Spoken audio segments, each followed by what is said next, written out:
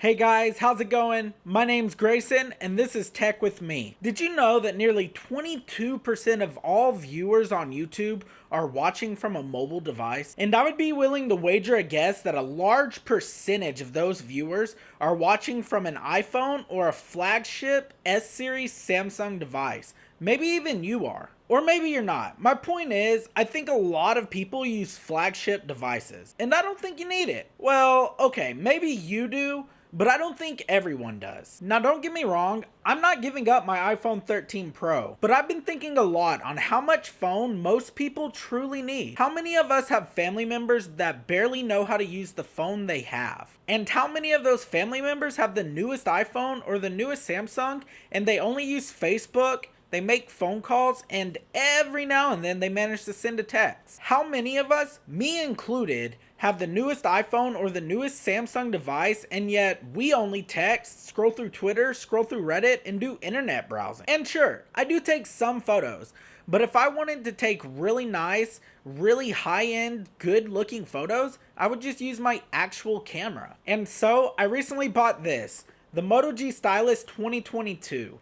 It's a budget smartphone that's normally $300, but I got it on sale for only $180. Now, for $300, I think this thing packs a punch, but for the $180 that I got it for, I think it's kind of crazy. So what do you get in a $300 smartphone? Well, a lot actually. To start off with, this has a 5,000 milliamp hour battery, which is slightly bigger than the S22 Ultra's battery and 600 milliamp hours longer than another budget smartphone, the Pixel 6a. And what about the camera? The selfie camera itself is 8 megapixels, which is fine. And here's the part that I think is a little crazy. This phone has a 50 megapixel rear-facing camera. Apple just added that to the iPhone 14 Pro this year. And then once again, to compare it to the Pixel 6a, a budget smartphone that's $150 more than this device, it's only got a 12 megapixel rear facing camera. That being said, Google has always made up for the amount of megapixels in their cameras by having the best image processing on the market. Now, I think for the $180 that I paid, these photos came out pretty good.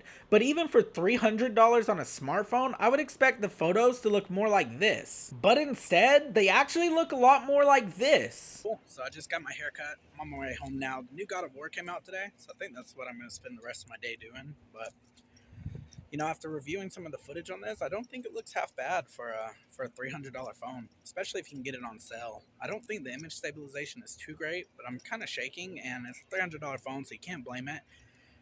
To be fair, watching it back though, as they kind of process the footage, it actually seems to look okay, not too shaky. Now, I feel like the colors could be a little bit better. They don't seem to pop as much as they would on like a flagship smartphone, but that can be fixed with a quick edit, and I think the detail in them is kind of amazing for such a cheap phone. As far as the colors go, part of this has to do with Motorola's image processing, as the processor in the phone by itself isn't that great to begin with. But even then, I have to keep in mind that I got this phone for less than $200, and it's usually $300. And what about the display? Its resolution is 1080p, and it has a 90Hz refresh rate. The Pixel 6a, which runs $150 more, is only 60 Hz, and even the iPhone SE, which is $400, is also 60 Hz. The 90 Hz refresh rate adds a ton to this phone and really makes it feel less budget and more premium. Overall, it felt really smooth to use, and I kind of struggled to notice the difference between the 90 Hz refresh rate of this phone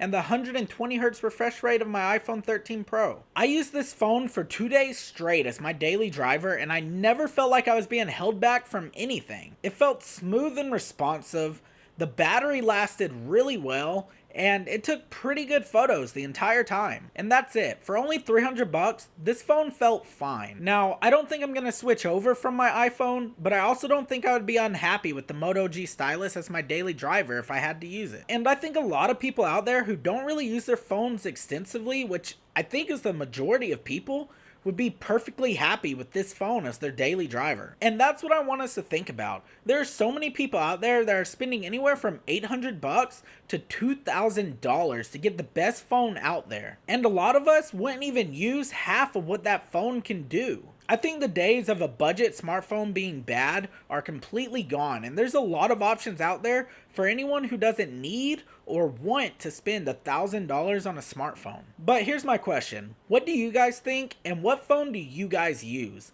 Let me know down below in the comments because I really want to talk to y'all about this. Thank you guys very, very kindly for watching. My name is Grayson, and this has been Tech with me.